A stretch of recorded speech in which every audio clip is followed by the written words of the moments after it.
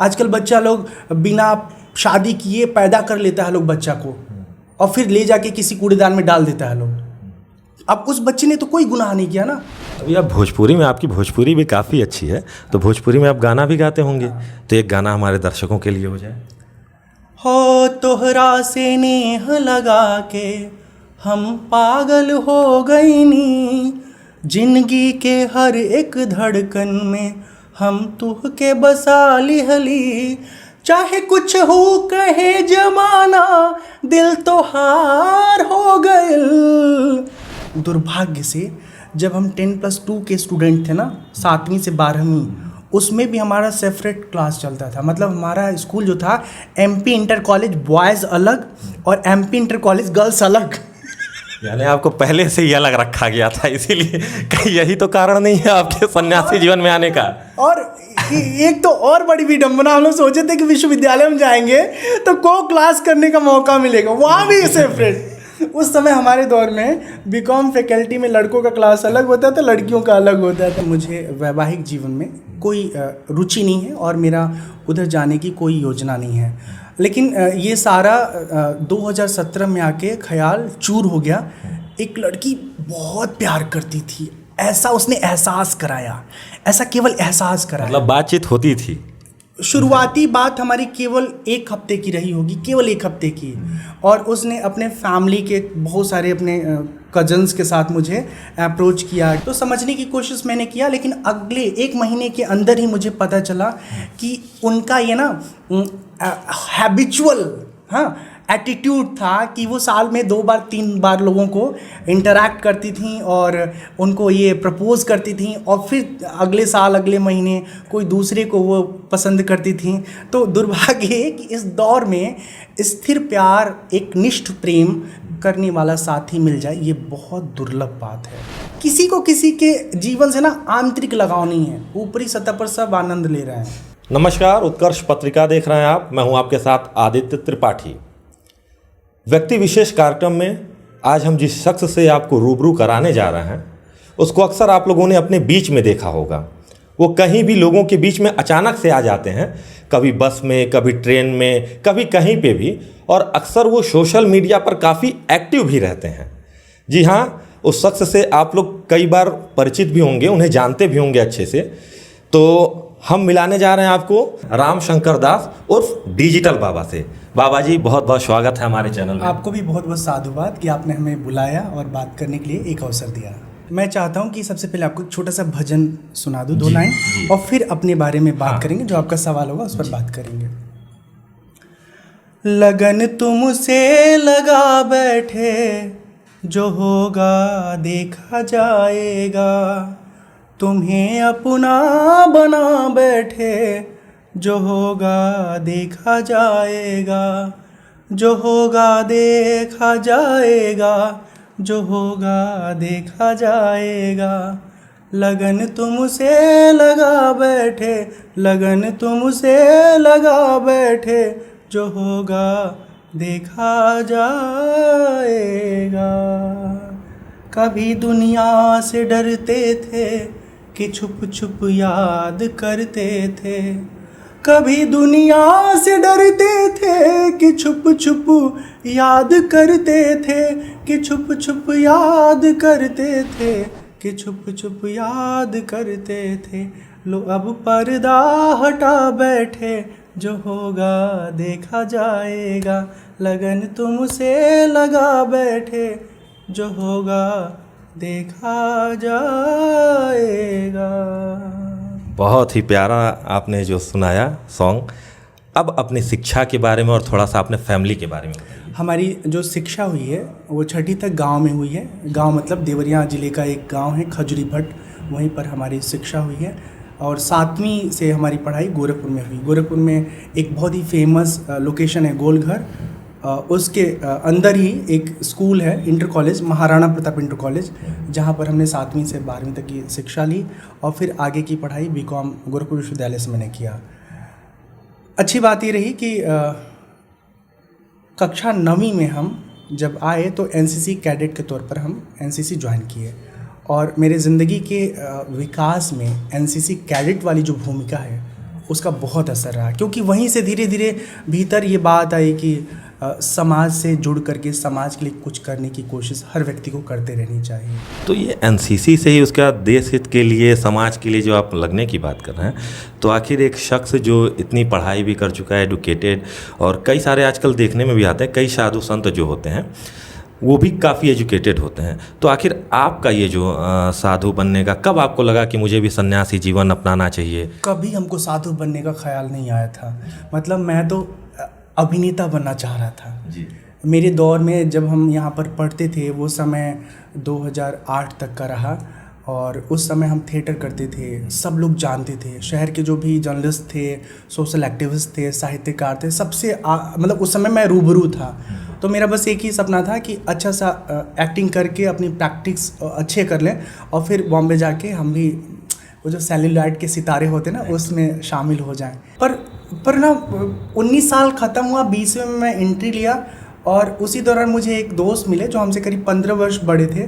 वो हमको समझाए कि ये गृहस्थ जीवन में मत पड़ना, तुम्हारी जो ज़िंदगी का जीने का ढंग है, नज़रिया है, वो ऐसी है ना कि एकदम फक्कड़ ज़िंदगी तुम जीते हो, और तुम साधु अगर बन जाओगे तो मस्त जीवन रहेगा। तो हमने कहा क्यों ऐसा कह रहे हो, क्यों? उन्होंने कहा कि देखो, शादी होगी फिर बच्चा होगा तो बेटा ही हुआ, मतलब बेटी हुई तो बेटे की ज़रूरत, फिर बेटा ही बेटा हो गया तो फिर बेटी की ज़रूरत। तो ये ना ये कभी ख़त्म होने वाला सिलसिला नहीं है। फिर बेटा बड़ा हो जाएगा तो उसकी शादी, फिर उसके बच्चे, ये अब चलता ही रहेगा ना, एक तृप्ति नहीं मिलने वाली है। लेकिन एक युवा, जैसे आम तौर पे आज के जो युवा हैं, सबके ज़िंदगी में ये होता है गर्लफ्रेंड, फिर शादी, जो आम युवा का आजकल का है, तो आपको उस समय ऐसा क्या हो गया जो अंदर से लगा, जैसा कि आप बता भी रहे हैं कि हमारे एक 15 साल हमसे बड़े, उन्होंने काफ़ी समझाया, तो आखिर ये मोह, और घर वालों का उस समय क्या रिएक्शन था जब आपने ये उन लोगों को बताया? देखिए, ऐसा है, जो आप सवाल कर रहे हैं ना, वो सवाल ऐसा नहीं था कि मैं उस ख्याल में उलझा नहीं था। हाँ, उलझा का मतलब ये कि किसी के साथ हमारा अफेयर नहीं स्टार्ट हुआ था, ब्रेकअप भी नहीं हुआ, लेकिन हाँ, तलाश मुझे भी थी कि मेरे लिए कोई अच्छी सी राजकुमारी हो जो मुझे मिले और मुझे बहुत प्यार करे, मतलब मुझे थाम करके मेरा आत्मविश्वास बढ़ाए। मैं सच बोल रहा हूँ। और अगर ऐसा नहीं सोचते हैं तो आप बेकार इंसान हो। हर जीवन में ना, मतलब हर इंसान को सोचना चाहिए कि अपने लिए बेहतर साथी वो तलाशे। तो हम तो मतलब सच्ची बताऊं, अपने फैमिली इंटरलिंक में जब जाते थे ना, तो अपने लिए खूब अच्छी लड़की ढूंढने की कोशिश करते थे कि कहीं कोई अच्छी दिख जाए, मतलब अच्छी, मतलब प्रतिभावान हो, और नो डाउट गुड लुकिंग तो होना ही चाहिए, हर व्यक्ति की पहली प्रायोरिटी होती है। बट मेरा प्रायोरिटी प्रतिभा ज़रूर था, मतलब प्रतिभावान होना, ठीक है। तो ऐसा सोचता था, और मतलब ये दैवी योग है, भगवान कभी ऐसे व्यक्ति से मुझे मिला ही नहीं, ठीक है। और ये सिलसिला चल रहा था फाइंड आउट करने का, और उसके पहले मुझे एक ऑप्शन दिखा कि यार ये बहुत अच्छा जीवन जीने का तरीका ये भी है कि आप मतलब दुनिया के मोह माया से बाहर निकलिए और खुद को रंगिए, खुद को भरिए, अंदर से अपने आप को जानिए, समझिए, जीवन को पूर्णता के साथ जीवन जीने का अनुभव हासिल करिए। वो सवाल आपका रह गया था। मेरे घर में हमारे माता जी हैं, पिताजी हैं, और हमारे छोटे अनुज हैं, और सबसे छोटी जो हमारी है वो बहन है। तो ये हमारे अलावा घर में 4 लोग और हैं, मम्मी पापा भाई बहन। तो जब आपने पहली बार अपने घर वालों को इससे बताया कि मुझे एक सन्यासी का जीवन जीना है, बताया नहीं। कोई लड़का अगर बता करके बाबा साधु विरक्ति के मार्ग पर वो जाना चाहे, कोई नहीं जाने देगा, ठीक है। हम एकदम सब लोग सोए थे, और सच्ची बता रहा हूँ 4 बजे से पहले उठ करके, और गोरखपुर से 7 बजे एक ट्रेन जाती अयोध्या, तो हम वहाँ चले गए, 10 दिन वहाँ रहे एक महात्मा जी के आश्रम में। फिर उनसे 11वें दिन दीक्षा हुई। लेकिन ये भी सच था कि उनसे पहले भी हम एक बार मिल चुके थे छुप करके, और हम उनसे जान लिए थे कि अगर हम गृहस्थ जीवन में रहते हैं तो हमको कैसे कैसे आगे बढ़ना होगा, जीवन का मुख्य उद्देश्य क्या है, और जब हम साधु बनते हैं, मतलब विरक्त मार्ग पे आते हैं, तो यहाँ से चलने के बाद हमें क्या मिलेगा, और इसमें सफ़र कितना आसान होगा। तो वो पहले से हमने वर्कआउट कर रखा था। फिर भी जब आप गए वहाँ पर, जहाँ पर भी घर वालों को जब पहली बार आपने बताया, उनका क्या रिएक्शन था? झटका, जोर सा झटका था। और हुआ ये कि हम अयोध्या में जाके दीक्षा ले लिए और वहाँ रहने लगे। हमको घर आने की ज़रूरत नहीं थी, लेकिन हमारी जो पढ़ाई थी उसमें बीकॉम अंतिम वर्ष का जब परीक्षा काल आया तो हमको गोरखपुर रहना था, क्योंकि परीक्षा देना था। अब परीक्षा देने जब हम घर आए ना, तो फिर घर में माता पिता और जितने भी नात रिश्तेदार हमारे थे वो सब कोई आ करके समझाने लगा कि बाबू तू घर का बड़वन लड़का हो और तू वहीं साधु बन जीव तो तुम्हारा छोट भाई छोट बहन ये लोन का हाल हो, ये लोग कैसे आगे सोचिए समझिए, सब साधुए बन जी। हम सबसे एक ही बात कहली कि देखा आप लोगों का ज़िंदगी आप अपने हिसाब से जियला लोगन, हमारी ज़िंदगी हमारे हिसाब से जिए दा। और हम सबसे कहते हैं बात कि आपन ज़िंदगी कैसे जिए के बाद एकर फैसला खुद करे के चाहिए। हाँ, ये बात का ध्यान रखे के चाहिए कि मनई जौन है जीवन जिले का तरीका ऐसा ना हो कि केहू बहुत ज़्यादा पीड़ा हो पावे तोहरे जीवन से, तकलीफ़ में आए आपके जीने के तौर तरीके से। तो मुझे लगता है मेरे माता पिता को सिर्फ इतनी सी प्रॉब्लम है कि उन हर माँ बाप का जो सपना होता है कि हमारा बेटा बड़ा होगा तो हमारा बेटा का शादी होगा, हमारी बहू आएगी, हमारा पोता होगा, नाती होगा, ठीक है।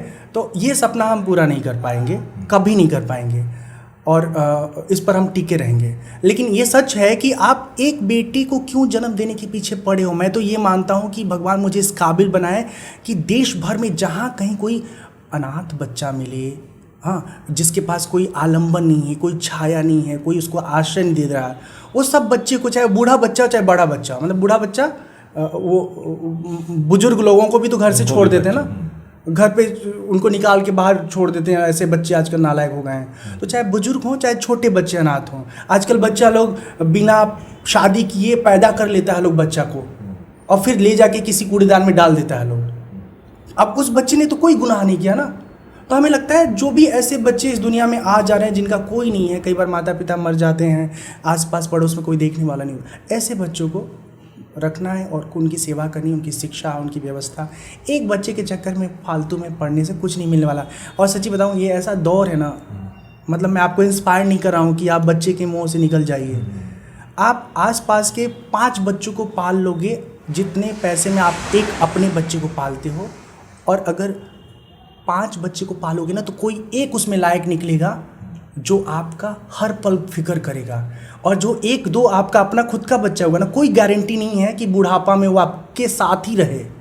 वो कहेगा पापा हम बैंगलोर में, पूना में, बॉम्बे में, यूके में, यूएस में हैं, आपको पैसे भेज सकते हैं, हम आ नहीं सकते हैं। तो क्या मतलब शादी से पहले बिना बच्चे की ज़िंदगी और शादी के बाद बुढ़ापे में जब सबसे अधिक ज़रूरत होती है बच्चे की, वहाँ भी बिना बच्चे की ज़िंदगी।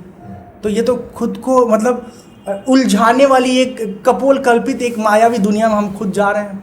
मतलब खुद को मायावी दुनिया से अपने आप को किनारे ही आपने रखा। और दूसरे अक्सर आपके सोशल मीडिया पर भी हम लोग देखते हैं कि आप बच्चों से बड़ा इंटरेक्ट करते हैं, उनसे बड़ा बातचीत करना, तो आपको बहुत अच्छा लगता है बच्चों के साथ? बहुत ज़्यादा अच्छा लगता है। मतलब हम तो ऑटो में देख लेते हैं, सड़क पे देख लेते हैं, हम ही नहीं, हर कोई इंसान छोटे बच्चे को देख के बहुत बहुत खुश होता है। और वो इसलिए क्योंकि छोटा बच्चा निश्चल होता है। और मैं सच्ची बता रहा हूँ, अगर हमारे परिवार में भी छोटा बच्चा है ना तो उससे हम बहुत प्यार करेंगे, लेकिन जब बड़ा हो जाएगा ना तो हमारे दिल में उसके लिए कोई अटैचमेंट नहीं है। घर में है आपके कोई? अभी तो छोटा बच्चा कोई नहीं, सब बच्चे बड़े हो गए हैं।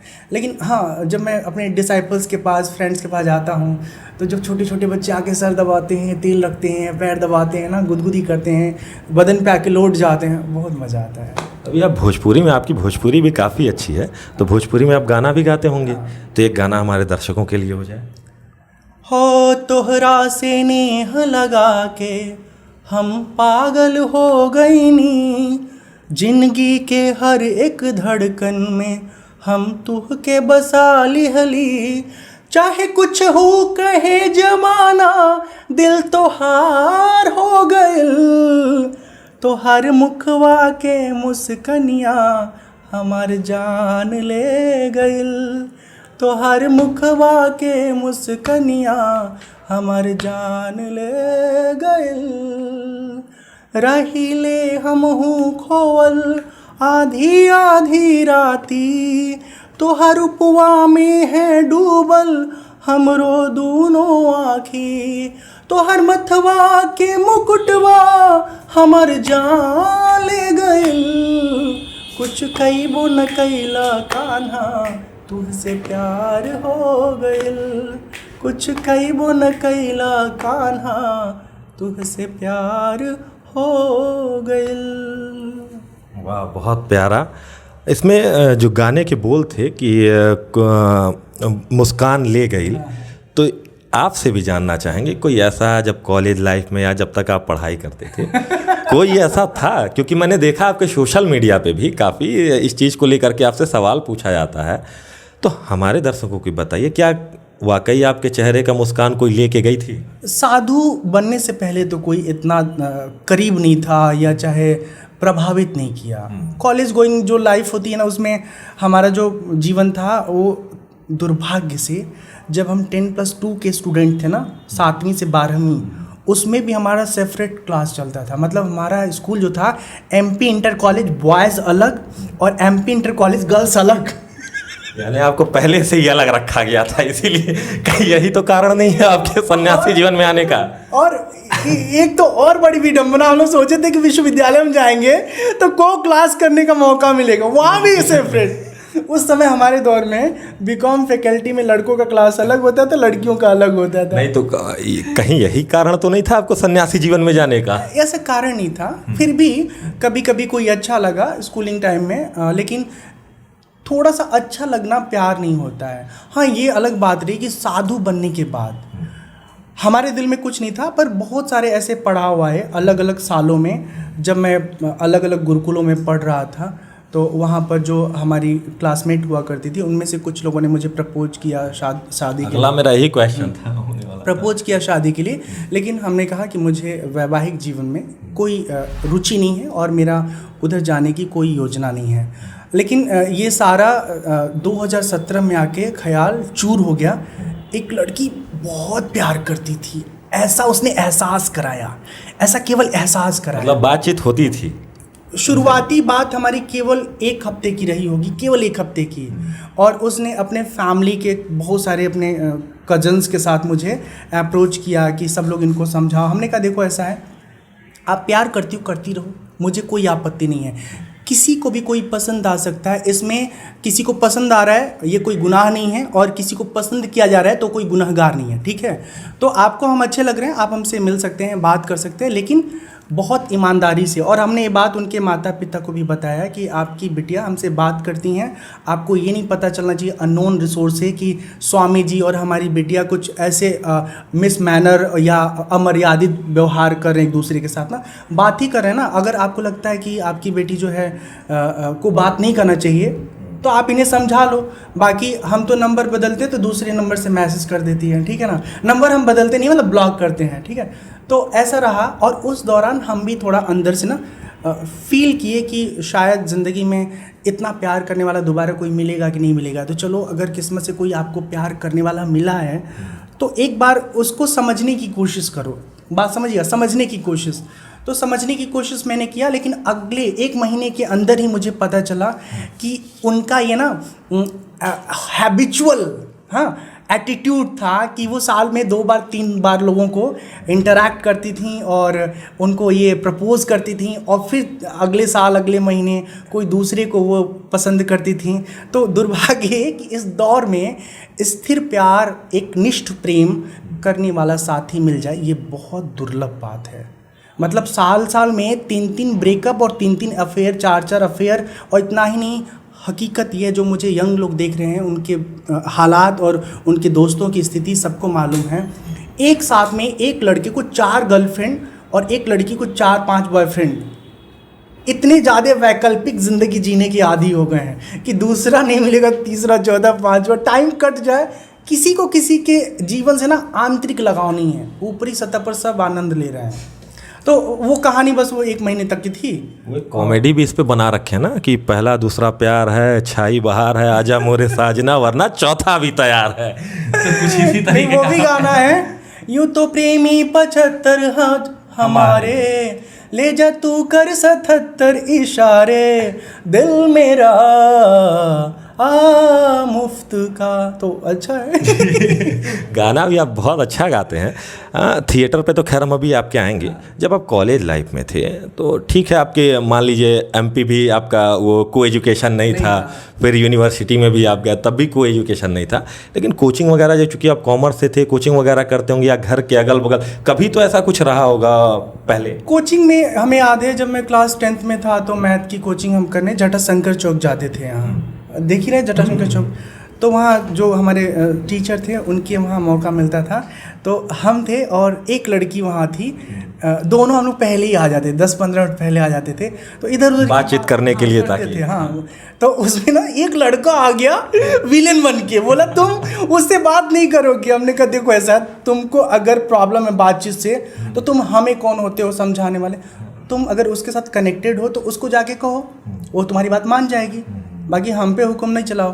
तो मुझे याद है हम बात करते करते जस्ट फील किए कि अच्छा लग रहा है बात करना, और तब सच में प्रेम और की जो गंभीरता है उसका एहसास नहीं था। 17-15 साल की उम्र में, 18 साल की उम्र में नहीं रहता है। तो हमने उसका कॉपी लिया और कॉपी ले करके ना उसको घर पे लाए कि नोट करना है मुझे, और फिर उसमें आई लव यू लिख करके मैं पेंसिल से, नहीं लेटर नहीं, बस आई लव यू कॉपी में हाँ उसको दे दिया। तो उस एज में क्या होता था ना, जब कोई नोटबुक लाता था तो हम लोग सबसे पहले चेक करते थे कुछ इसका डैमेज तो नहीं किया ना। तो इस बहाने तो आप कई बार कॉपी वगैरह मांगते हो? नहीं, बस एक बार की बात है। तो एक बार हमने किया और उसने फिर सामने से वो खोल के रख दिया कि क्या लिखे हो, और रोज की तरफ उस दिन भी हम लोग पहले पहुंच गए थे, तो मेरे को तो कुछ पता ही नहीं चला मैं क्या बोलूँ। तो दूसरी लड़की थी, वो बोली कि बोलो कि तुम मुझे अच्छी लगती है इसलिए लिख दिया। तो मैंने यही बोला कि तुम मुझे अच्छी लग रही थी इसलिए मैंने लिख दिया। तो बोली इसका मतलब बहुत बड़ा होता है। हमें क्या, उतना तो मुझे मालूम नहीं है और सच में नहीं मालूम था, लेकिन वो कहानी बस उतनी देर की थी। वो लिखना ना समझी में, या एक होता है ना क्रश बोल सकते हैं आजकल के भाषा में, एक फर्स्ट इम्प्रेशन अट्रैक्शन कुछ होता है, तो उस तरह का रहे। और उस उम्र में सब बहुत होता है, हम लोग तो बहुत लिमिटेड, मतलब कभी कभार ऐसा हुआ इंटरेक्शन। और आज के दौर में तो मतलब 6ठी में पढ़ने वाला लड़का भी कहता है कि मेरी क्लास में अच्छी वाली दोस्त है। अच्छी वाली नहीं, ये तो आजकल के युवाओं में काफ़ी देखने को मिलता है। जैसे जब कॉलेज लाइफ थी, मतलब ये सन्यासी जीवन से पहले आपको कितनी लड़कियों ने प्रपोज किया था? नहीं, कितनी लड़कियों ने प्रपोज नहीं किया था, इनफैक्ट कोई हमको प्रपोज नहीं किया था, सच बात। और आपने? हमने एक जो ट्यूशन में पढ़ने वाली लड़की को एक प्रपोज किया था, और उसके बाद एक क्रैश कोर्स चल रहा था ना, जो बीकॉम में जब एडमिशन लेते हैं तो उसकी तैयारी करने के लिए क्रैश कोर्स अलग अलग, हाँ, ताकि एंट्रेंस एग्जाम कैसे क्वालिफाई करें उसकी तैयारी हो रही थी। तो उसमें एक बड़ी प्यारी सी पतली सी लड़की थी। तो हम सब दोस्तों में ना ये था कि ये बहुत इम्प्रेसिव पर्सनालिटी की है, कौन इससे बात करेगा।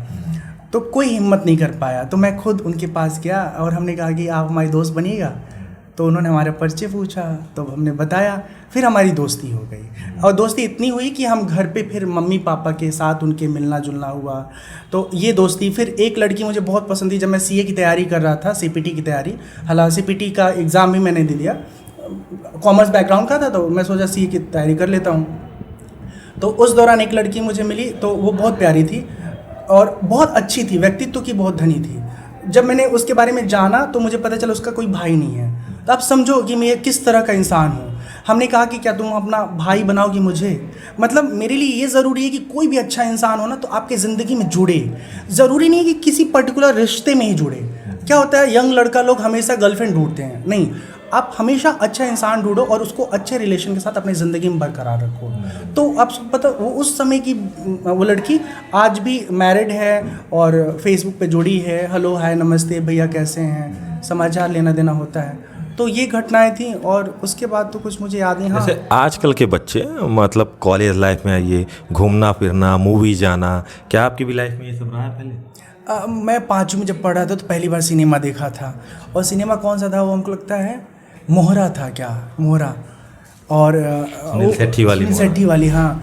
और गोरखपुर में पहली फिल्म हमने राज देखी थी, डीनू मौर्य विपाशा बसु की। माया टाकीज होता था ना, बहुत डर डर के कि कहीं पता चल जाएगा तो फिर क्लास लग जाएगी। तो बहुत ज़्यादा नहीं देखता था, लेकिन कभी कभार वही छुप के देखना होता था। लेकिन जब थिएटर में आया तो थोड़ा बहुत और देख पाया, कुछ पिक्चर देखा हमने हिंदी। जैसे आजकल देखा जाता है जो नॉर्मल साधु संत होते हैं, बहुत शांत स्वभाव के और ज़्यादा हाईटेक, मतलब आपके पास तो चूँकि आपके नाम में ही जब आपने डिजिटल बाबा रखा, आपके पास काफ़ी हाईटेक सामान भी हैं, वीडियो बनाने के माइक वगैरह सब है आपके पास। तो ये जो जैसे एक नॉर्मल साधु संत होते हैं और एक डिजिटल बाबा जो डिजिटल नाम में ही आ गया पूरा, तो ये स्टोरी कैसे शुरू हुई? देखिए, पहले तो मैं बताना चाहता हूँ कि डिजिटल बाबा हमने खुद से नाम नहीं रखा है, ये आप ही की जो प्रजाति है ना, जो जिस वर्ग से आप आते, मीडिया वर्ग, तो इन्हीं लोगों ने हमारे काम करने के अप्रोच स्टाइल को देखते हुए हमको डिजिटल बाबा के रूप में समाज के सामने परोसा। और इनफैक्ट उन्होंने पूछा भी कि आपको कोई आपत्ति तो नहीं है, तो हमने कहा कोई आपत्ति नहीं। इनफैक्ट मैं बहुत खुश हुआ कि ये तो बहुत ही कमाल का नाम है। अब तो मैं बस में सफ़र करने के दौरान जब बस कहीं रुकती है तो मैं वहाँ सबको बोलता हूँ कि देखिए मेरा नाम ये है और आप मुझे यूट्यूब पे सर्च कीजिएगा, अगर हम आपको अच्छे लगेंगे तो मुझे फॉलो करिएगा। मतलब मुझे लगता है सेल्फ ब्रांडिंग का एक जो बेस्ट वे होता है वो हमने अडॉप्ट किया है, और इसमें मुझे कहीं भी संकोच नहीं लगता कि मैं सेल्फ ब्रांडिंग कर रहा हूँ तो ये कहीं से गलत बात है। जब तक आप अपने बारे में खुद को नहीं बताओगे तब तक लोगों को नहीं मालूम होगा कि आप क्या हैं, कौन हैं, क्यों क्या कर रहे हैं। तो ये कहानी थी डिजिटल बाबा की। दूसरा, और बाबाओं के और मेरे जो इमेज में अंतराल है, उसमें अंतर है, वो ये है कि देखिए ज़बरदस्ती आंख बंद करके और अंदर भूचाल भूकंप मचा हुआ है और हम बड़े दिव्य योगी का ये जो है एक्टिंग कर रहे हैं, इसमें कुछ नहीं रखा है। अंदर से कुढ़ रहे हैं, घुट रहे हैं, और ऊपर दिखाने के लिए हम शांत ऐसे बैठे हुए हैं। बड़े बड़े बाबा लोग कैमरा के सामने अपने अंदर के गाली और अपशब्द बोलने वाले संस्कार को नहीं कंट्रोल कर पाते हैं। तमाम बाबाओं को हमने इंटरनेट पे देखा है कि मीडिया हाउस इंटरव्यू ले रही है और उसके बाद उसी में ऐसी तैसी कर ये आप इशारा कहाँ करने हैं? इशारा क्या, इशारा की ये सत्य है, कौन नहीं जानता है। देखिए कैमरे के सामने या समाज के सामने वही चीज़ आता है जो आपके जीवन में भरा होता है, और अगर आपके जीवन में कोई सपना नहीं है, कोई ख्याल नहीं, कोई संस्कार नहीं है, तो सपने में भी वो नहीं आएगा। जैसे हम दिन भर अगर एक स्त्री के बारे में सोच रहे हैं तो शाम को सोते समय हमारे बेड पे स्त्री हो चाहे ना हो, हम उसी के साथ सोएंगे और हमारे सपने में एक स्त्री होगी। अगर हम दिन भर भगवान के बारे में सोच रहे हैं तो शाम को जब सोएंगे तो हमको भगवान का ही सानिध्य मिलेगा, उन्हीं की सानिध्य प्राप्त होगी। तो ये फैक्ट है, मैं किसी को इशारा करके नहीं बात कर रहा हूँ, ये बहुत कॉमन सी बात है। बाबाओं की ज़िंदगी आपको जो कैमरे पर दिखती है ना वैसी नहीं होती है। असली ज़िंदगी उनके मठ में जाके देखिए, ऐसी तैसी करके स्वीपर से लेकर के और मैनेजर तक को सबकी औकात बता के रखते हैं वो लोग। और कॉमन बेस हर बाबा ऐसा ही लोग होते हैं, मैं सच बता रहा हूँ। बाबा लोगों की ज़िंदगी को मैं करीब से देख रहा हूँ। एक होता है उनका रिसेप्शन फेस, जहाँ पर बड़े नरम शांत एकदम दिव्य महापुरुष की तरह नज़र आते हैं, और एक होता है उनका पर्सनल जोन, जब उनके केबिन में होते हैं, कैमरा ऑफ होता है, माइक ऑफ होता है, फ़ोन बंद होता है, तब देखिए उनका असली रूप क्या होता है। मैं चाहता हूँ कि मैं जैसे अंदर हूँ वैसे ही बाहर रहूँ। मेरे अंदर कोई दोष है मैं एक्सेप्ट करता हूँ। मैं कहता हूँ कि मैं कोई बहुत बड़ा दिव्य महापुरुष नहीं हूँ, मैं एक साधक हूँ, चल रहा हूँ, दौड़ रहा हूँ, दौड़ते समय गिर जाऊँगा, फिसल जाऊँगा, फिर उठ के चलूँगा। हम ये नहीं चाहते कि लोग हमें बैठा करके पूजें, हमारे पैर को धोएं और हमारे पीछे कोई छत्र लेकर के खड़ा हो कि महाराजाधिराज 1008 बाबा राम शंकर जी हमारे बीच में आ चुके हैं। ऐसा ड्रामाबाजी मुझे नहीं पसंद है। मुझे पसंद है ये कि जो एक सिंपल लाइफ होता है, सरल इंसान होता है, बिना आडंबर के, बिना पाखंड के। हम सब देखिए, आप पैंट शर्ट पहने हैं, 3 पीस उसको कहते हैं ना, मतलब पैंट शर्ट और ये जैकेट, हम भगवा कपड़ा पहने हैं। हम सबकी डेस्टिनी यही है कि हम अपने आप को फ़िल्टर करना चाहते हैं, अपनी आत्मा से मिलना चाहते हैं। हो सकता है आप ईश्वर को न मानते हो, लेकिन सुख तो आप भी चाहते हैं ना, और उस सुख का एक ही मात्र साधन है कि हमारे भीतर संतोष आ जाए, हमारे भीतर जो कामनाएं हैं वो शांत हो जाए। तो हम सबकी जर्नी है, हम सब अपनी कोशिश में लगे हुए हैं। पोशाक अलग है, जीवन जीने का तरीका अलग है, लेकिन हमारा ध्येय प्रातव्य एक ही है और उस दिशा में हम बढ़ रहे हैं। तो हम अपने आप को बहुत डिफरेंट करके समाज में नहीं प्रस्तुत करते। हाँ, ये ज़रूर है कि इस ड्रेस कोड के होने से हमको समाज से मदद मिला। मतलब 2008 से लेकर 2021 तक का जो मेरा सफ़र हुआ, उसमें हमें खाना क्या है, हमें रहना कहाँ है, हमें पढ़ाई के लिए किताबें क्या चाहिए, हमारे सामान कैसे उपलब्ध होंगे। हाँ, इसी पे मेरा ये भी क्वेश्चन था। जैसे आप बहुत हाईटेक सामान अपने साथ रखते हैं सोशल मीडिया पर एक्टिव रहने के लिए भी, ये सामान वगैरह ये सब कहाँ से? ये मैं बहुत सौभाग्यशाली हूँ, ईश्वर की कृपा और हमारे फॉलोअर्स को बहुत धन्यवाद कि आप सब मेरा ख्याल करते हैं। आपको पता है 2013 में हमारी कोई ब्रांड वैल्यू नहीं थी, कोई हमारी पहचान नहीं थी। खाली मेरे पर्सनालिटी से इम्प्रेस होकर एक कनाडा की अम्मा जी तो हैं, उन्होंने मुझे MacBook 13 inch MacBook pro gift किया, जो करीब उस समय 1,05,000 रुपये पड़ा था 2013 में। मतलब मामूली बात नहीं होता है, यहाँ 10-5 हज़ार रुपये का गिफ्ट देते समय आदमी 20 बार सोचता है। फिर 2017 में हमको iPhone 6 प्लस, एक सिंगापुर के हमारे फॉलोअर थे, वो जब इंडिया आए मिलने के लिए तो हमको गिफ्ट किए। जो कनाडा वाली अम्मा मैकबुक दी, उनका नाम है रेन मोरे, उनका वहाँ का नाम है, और यहाँ का नाम था इंडियन नाम नलिनी रूपा। उन्होंने हिंदू धर्म स्वीकार किया था। तो अभी भी हैं वो? अभी हैं, लेकिन बोल नहीं पाती, समझ नहीं पाती, मेमोरी लॉस हो गया उनका एक तरह से। तो उन्होंने मुझे पूछा कि what is your next plan. तो हमने बोला I want to learn yoga from Kaivalya Dham yoga institute, how can manage your fee etcetera. हमको I don't know, I believe on my God and he will be help. तो उसने कहा okay no problem. उन्होंने एक blank cheque दिया, उसने कहा कि जो पैसा जितना चाहिए पढ़ाई के लिए आप इसमें विड्रॉ करिए। इतना कोई सोच सकता है? ये वो सामने से दे रही है मुझे ब्लैंक चेक, लेकिन मुझे लग रहा है कि मेरा परमात्मा, मेरा राम जो है ना, उनके ज़रिए मुझे मदद पहुंचा रहा है, और हम उनके लिए ज़िंदगी भर थैंक्सफुल रहेंगे कि वो उस दौर में मेरी मदद की, और इतनी अच्छी मदद की कि जिसकी वजह से मेरी ज़िंदगी की तस्वीर और खूबसूरत हो गई। तो ऐसी कहानी रही। फिर अभी 2019 में हम फेमस हुए, तो एक हमारे फॉलोवर हैं राजेश गुप्ता जी, बहुत बड़े बिजनेसमैन हैं, लेकिन हमारे फेसबुक में जब वो एज अ फ्रेंड शामिल हुए ना, तो उनका सिंपल सा प्रोफाइल था, और देख करके हमको लगता था कोई साधक होंगे, कोई स्पिरिचुअल लवर होंगे। तो हमसे पूछे क्या मदद मैं कर सकता हूँ। हम कहा बस आप मेरा पोस्ट शेयर कर दिया करिएगा। और आप लोगों से भी मैं कहना चाहता हूँ कि ये जो वीडियो देख रहे हो ना, अगर मेरी मदद करना चाहते तो उसको शेयर कर दीजिएगा, बस इतना ही बहुत है। ऐसे मैंने उनको कहा। फिर कुछ ये 2017-18 की बात है। 19 में उन्होंने कहा कि आपका फ़ोन जो है ना वीडियो रिकॉर्डिंग के लिए थोड़ा सा सपोर्ट नहीं कर रहा है, रेजुलेशन वीक हो जाता है, आप एक कैमरा ले लो। हम क्या पैसा कहाँ से आएगा? बोले पैसा जितना भी चले हम देंगे।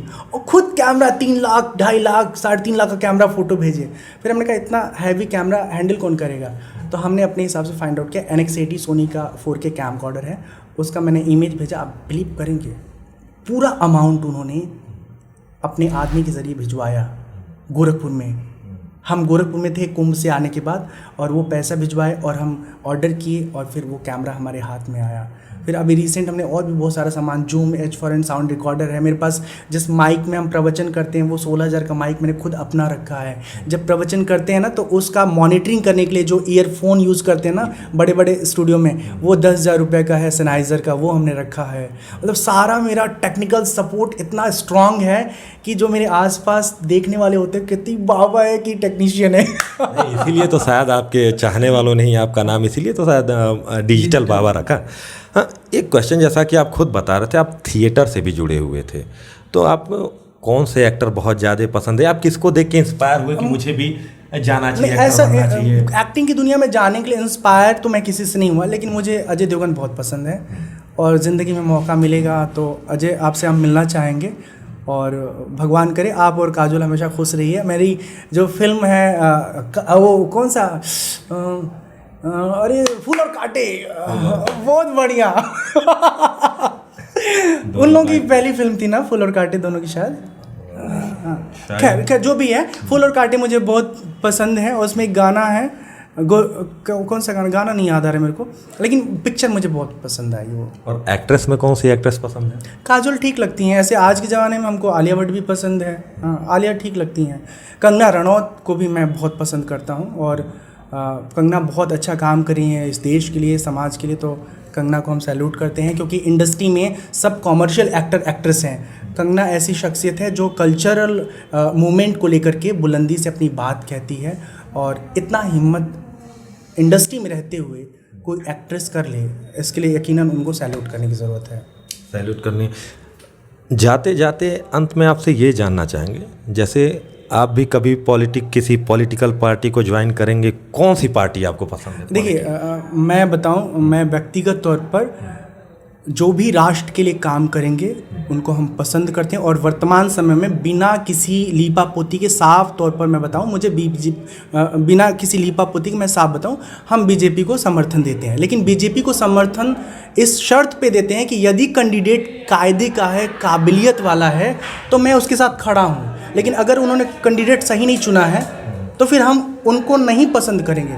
पार्टी लाइन पे हम उनको पसंद करेंगे बीजेपी को, लेकिन अगर हमारे इलाके में कोई फालतू टाइप का कैंडिडेट चुन लिया है, जैसे अब मुझे कहना नहीं चाहिए, गोरखपुर में बीजेपी के सांसद हैं रवि किशन जी, ठीक है, इंडस्ट्री में इनका बड़ा नाम है और गोरखपुर में इनके चाहने वाले भी बहुत हैं, लेकिन इस बात से हम हमेशा दुखी रहे हैं कि रवि किशन को यहाँ का सांसद बनाने की कोई आवश्यकता नहीं थी। बहुत बुलंदी के साथ ये बात हम कह रहे हैं, किसी को मिर्ची लगे तो लगे। क्यों, ऐसा क्यों? इसलिए क्योंकि गोरखपुर में योगी आदित्यनाथ जी यहाँ के महंत हैं, गोरखनाथ मंदिर के, वर्षों से उनके पीछे लग करके और एकदम जमीनी स्तर पर काम करने वाले बहुत सारे कार्यकर्ता हैं जो रवि किशन से कई गुना बेहतर इमेज वाले हैं और वो पार्टी के लिए बहुत अच्छा कैंडिडेट साबित हो सकते थे, लेकिन बाबा जी उनको मौका नहीं दिए और एक ऐसे आदमी को बुला दिए जिसका गोरखपुर से कोई लिंक ही नहीं है। तो इस बात से हम हमेशा दुखी रहेंगे और इसी वजह से हम कभी भी, भगवान करे 5 साल के बाद हमको अपने शहर का दूसरा सांसद मिल जाए ताकि मैं उससे मिलूंगा और वो गोरखपुर का हो तो मुझे मिलकर ज़्यादा खुशी होगी।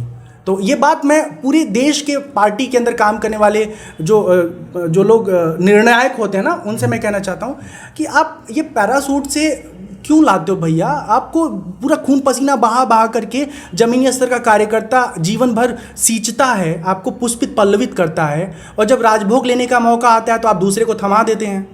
तो उसके दिल पे क्या गुजरती है? दुर्भाग्य है कि अब हिम्मत नहीं है कि यथार्थ भी कोई कह सके, लेकिन दबी जुबान गोरखपुर के लोग इस बात से भली भांति परिचित हैं और अंदर ही अंदर इस बात को महसूस करते हैं कि हमें जैसा सांसद चाहिए वैसा सांसद हमें नहीं मिला।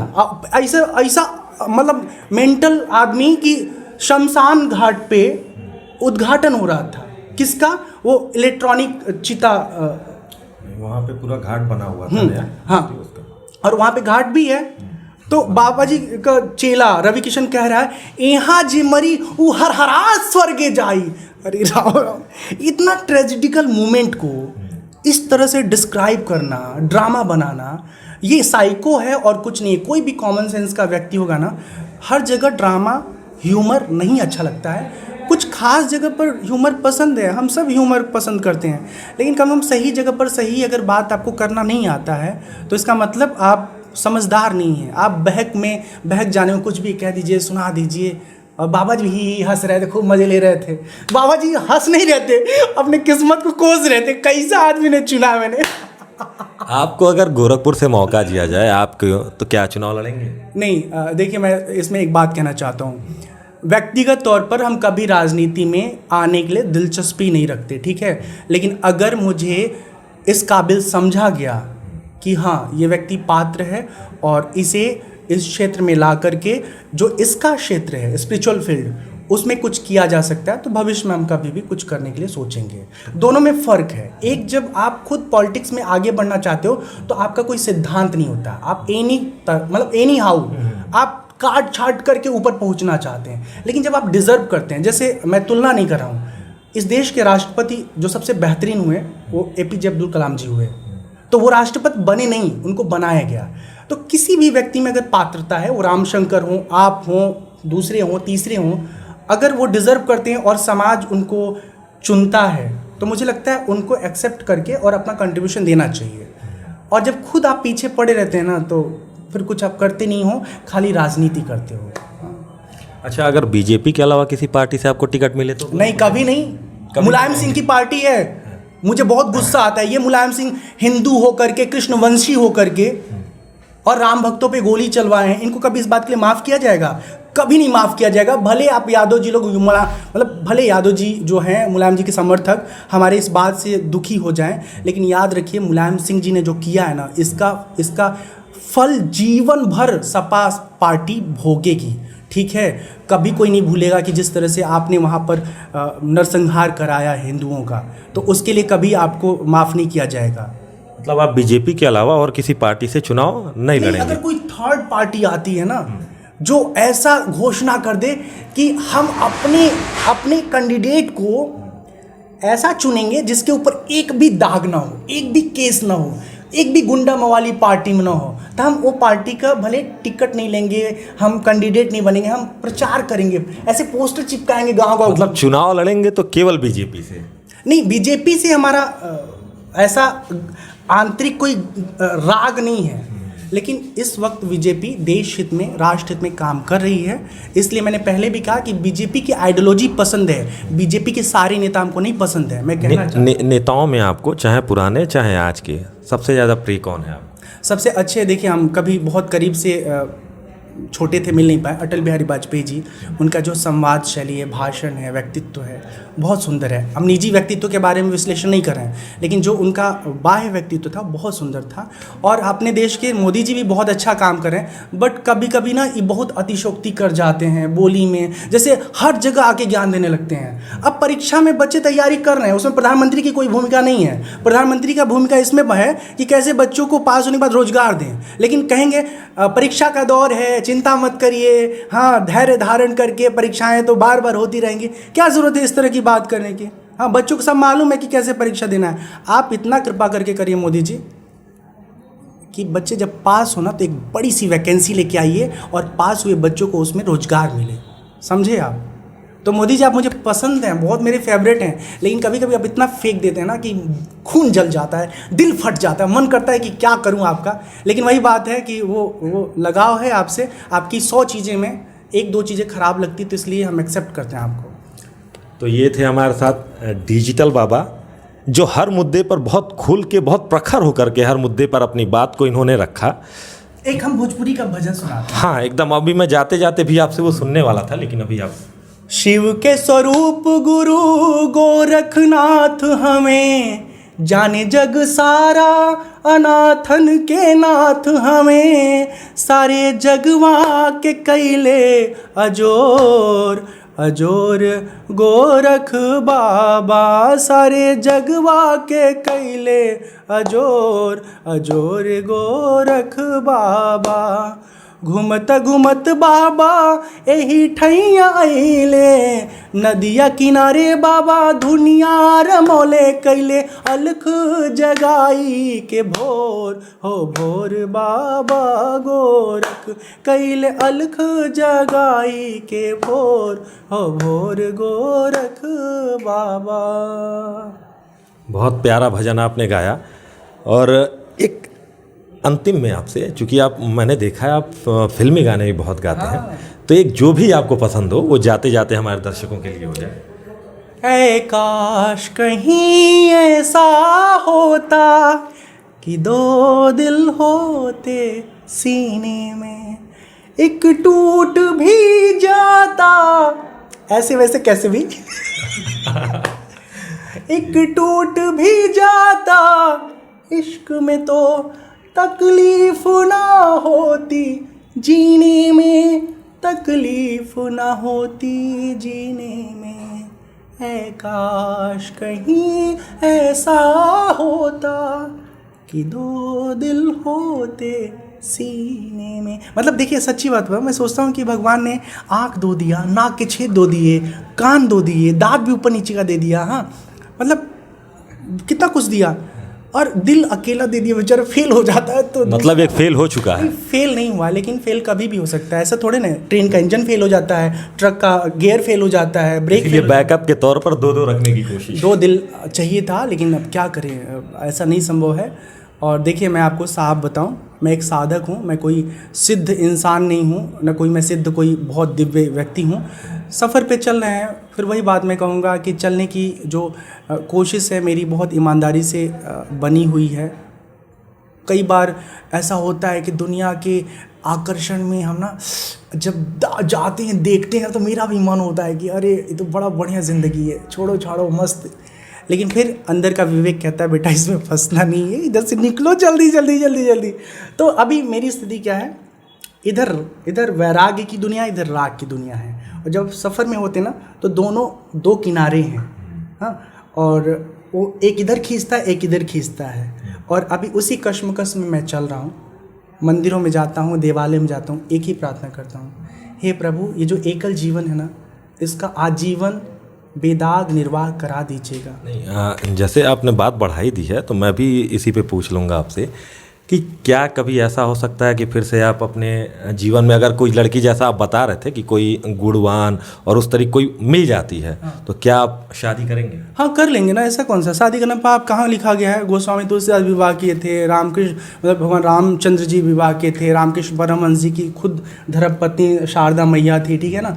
तो अगर मेरा मन, मेरा चित्त, मेरा हृदय किसी को ले करके भावुक है, आत्मीय है, और अनुभव कर रहा है कि शायद इसके साथ मैं और अधिक सुखी रह सकता हूँ, ठीक है। तो हम उस तरह का जीवन नहीं जीना चाहते हैं कि अंदर से कुछ और फीलिंग है, बाहर से कुछ और ड्रामा है, और ज़िंदगी अपनी ही खुद को कैद में कर दिए हैं। मन तो कर रहा है लेकिन क्या करें, लोग क्या कहेंगे, बाबा जी फिसल गए, बिगड़ गए। लोग जाएं अपने अपने घर, ठीक है। लोगों से ना हमको चंदा लेना है मठ बनाने के लिए, न स्कूल खोलने के लिए, न कोई गौशाला खोलने के लिए। हम एकल ज़िंदगी जो होती ना, यायावर की ज़िंदगी, यात्री की ज़िंदगी, ऐसे जी रहा हूँ, और मैं अपने जीवन को जी भर के भरना चाहता हूँ। हम कुछ तलाश नहीं कर रहे हैं, लेकिन हम अपने जीवन के हर परिस्थिति के लिए ना सारे विंडो खोल करके रखे हुए हैं।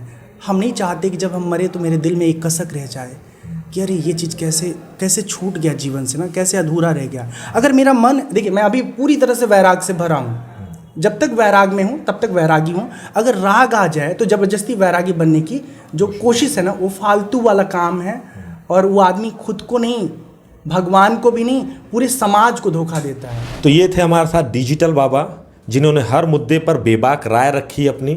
उन्होंने युवाओं के लिए भी बहुत सारी बातों को उन्होंने बताया जो कई बाबा खुल के अपनी बात नहीं रख पाते हैं। तो व्यक्ति विशेष के अगले अंक में फिर किसी शख्सियत से आपको रूबरू कराएंगे।